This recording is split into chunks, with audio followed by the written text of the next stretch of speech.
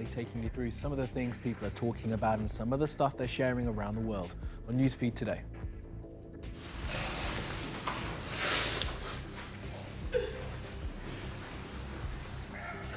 A man whose brother was murdered hugs the woman who did it. An American story of 2019. Meanwhile, in India, they're running out of onions. In Sudan, there's a new women's football league. And up to his neck in it, what will become of this moose in Animals Doing Stuff?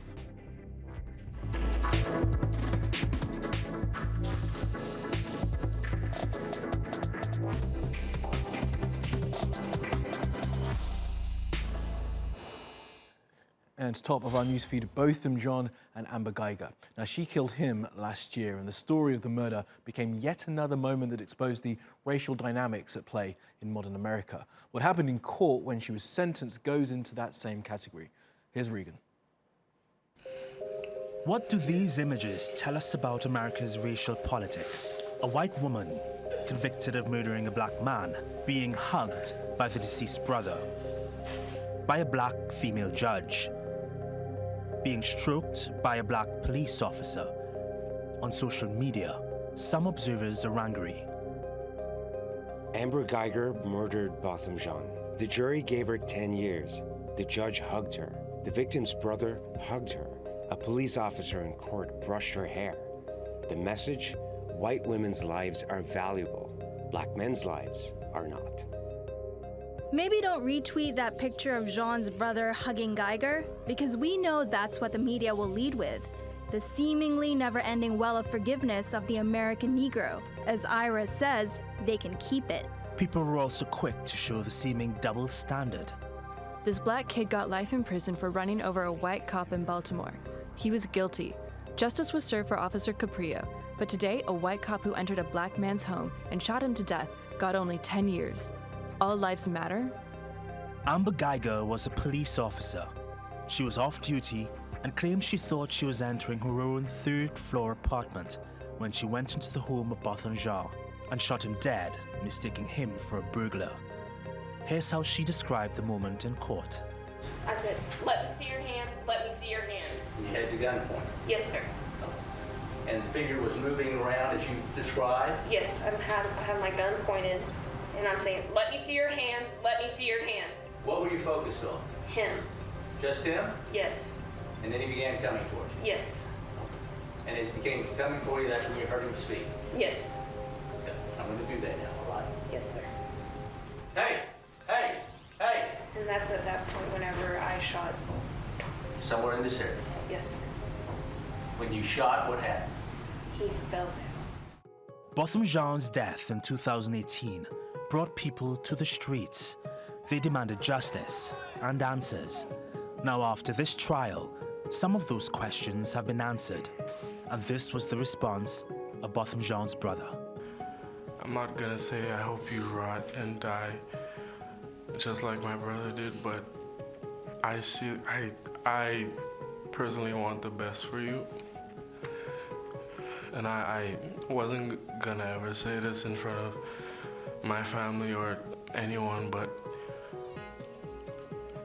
I don't even want you to go to jail. I want the best for you. Because I know that's exactly what both of them would want you to do. And the best would be give your life to Christ. I don't know if this is possible, but can I give her a hug, please? Please? Yes.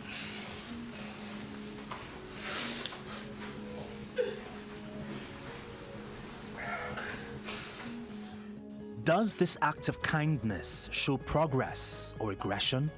And symbolically, is it likely to be used as an image of forgiveness and harmony, or the embodiment of the unfair power dynamic fundamental to racial politics? Okay, let's take a look at some of the other things that caught our eye on social media. The British radio station LBC published this on its website, the gotcha moment of one of their investigations into people smuggling in France. They corner the guy who they say is the boss of a smuggling gang, confront him, and then chase him as he tries to run away. Right, we're chasing after you, Farouk.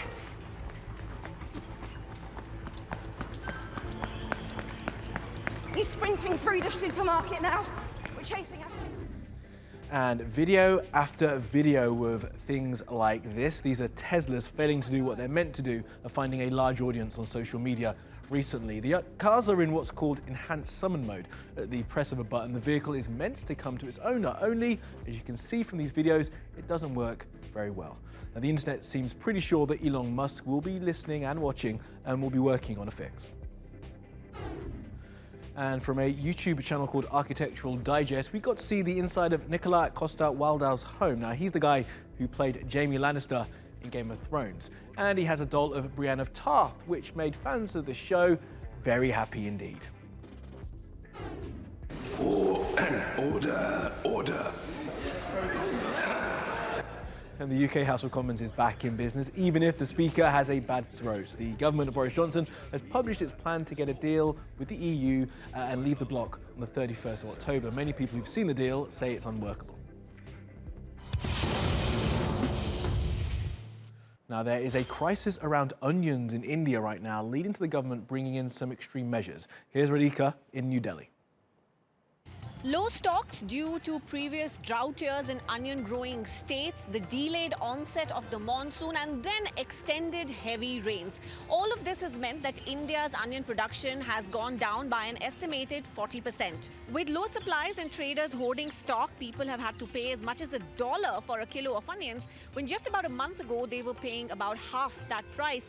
The government tried to put a minimum export price of $850 for a ton of onions, hoping that would ease supply locally, but it's had no effect, and so a complete ban has now been placed. Now, while people might be tearing up on the ground, online people are joking about the situation, like this photo that's going around showing an expensive wedding.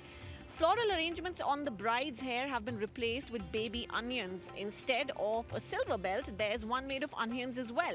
Then there's this photo of onions being sold outdoors, and it's been captioned, "Open jewelry stores of the country." Now, the high onion prices are a big political issue as well. They've toppled governments in the past in India. So no surprise that people are sharing this screenshot that shows a 2013 tweet in which the current Prime Minister, then an opposition member, had questioned why onion prices were soaring under the Congress party's rule. With India's ban on export of onions and the festival of Navratri going on, during which a sizable population forgoes consuming onion and garlic for religious reasons, onion prices are expected to cool off in the country in the near future. But for now, the pain is being felt beyond India as well.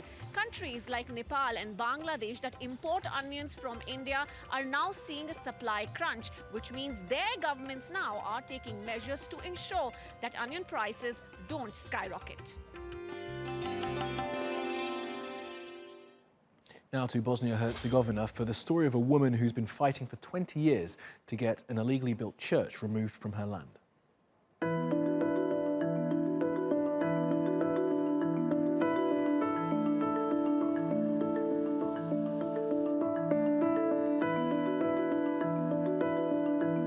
Ja nisam protiv crkve, nek je nosi u svoju avliju.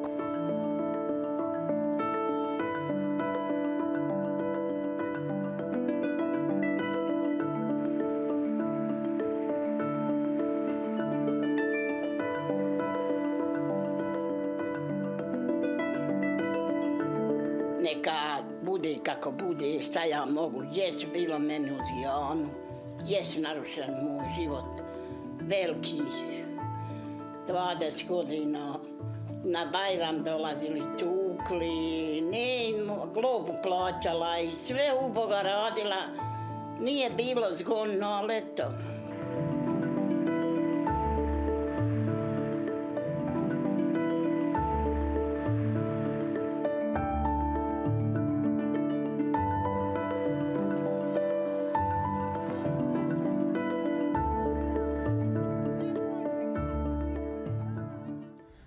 Let's go around the world now for some other stories you need to know this Thursday.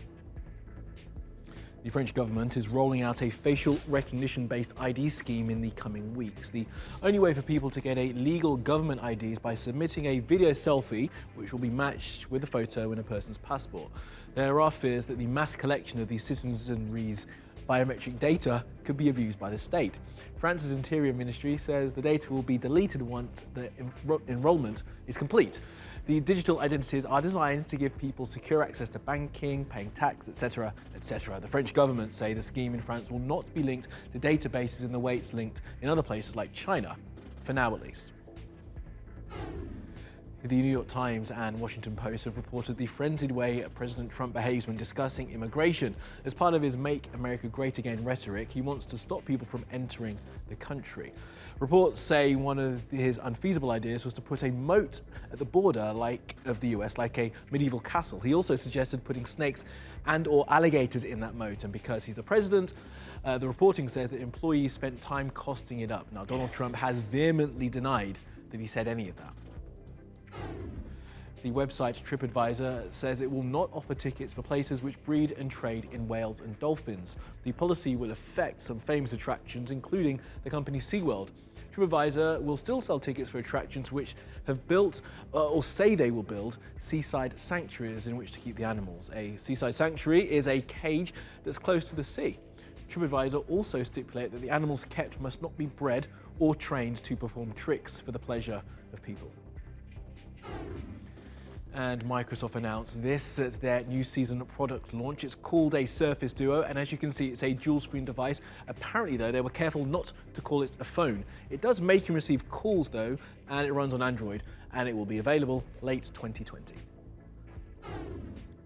And after it proved successful on Instagram, it's rolling out its restrict feature to all users. It's designed to stop people behaving badly and being affected by bullying. Restrict allows you to stop other people seeing the comments of a troll, but does not block them, which is often what a troll will want.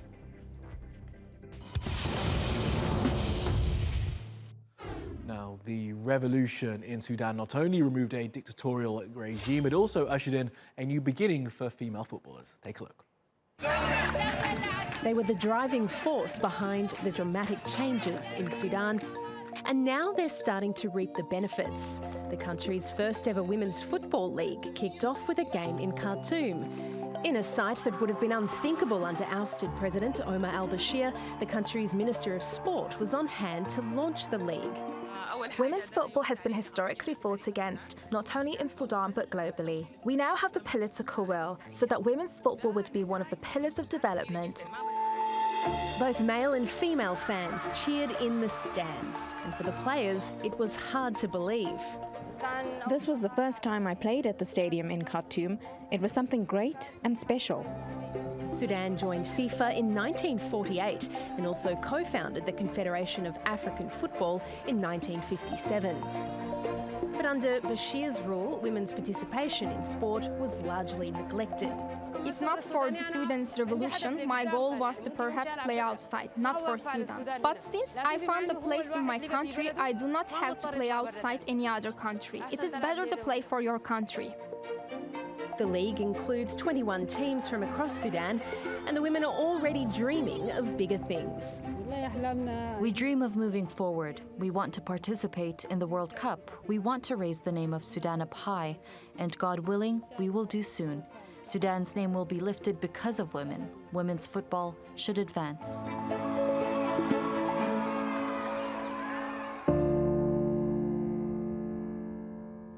And last up in an animal doing stuff, this.